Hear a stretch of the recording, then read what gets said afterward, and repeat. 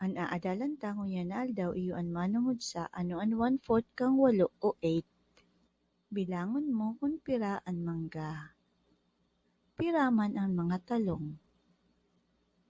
Ang mga burak, pira man. Set an apod sa mga grupo nin manlain-lain o iba-ibang bagay. Halimbawa ini, set ini ning mga kawatan. Ini man set nin mga badok. Ang masunod set nin mga kahoy. Ano kaya ang 1/4 of 8 o kan 8 o 8? Aramon ta.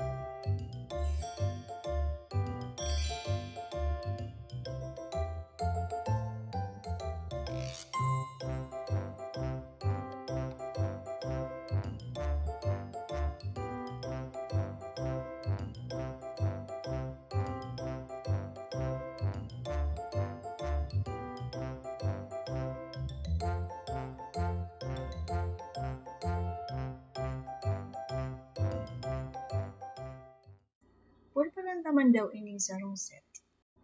Igwang apat na aking magtururugan, abot si Mamalinda haling sentro na may dara ning 8 donuts. Tigpirira kaya ng donuts ang lambang aki. Gagamitan ta itong paagi ng sharing.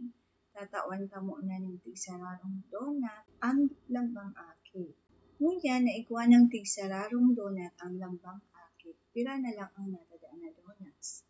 Tama, 4 na lang na donuts. Pulparan ta kaya ng tawan ulit sinda ng tigsararong donut. Pira na ang donuts kan lambang aki. Igwa na sinda ng tigduruwang donuts. Ang bilang kan ikaapat na parte kan 8 iyo ang 2. Tandaan ang ginamit ng paagi para mabarangan ng pantay-pantay ang mga bagay sa set, iyo ang sharing. Lugod na kanod kang yan na aldaw, madalos lang sa pagkada, tapos picture muna ang sendok para tukdo.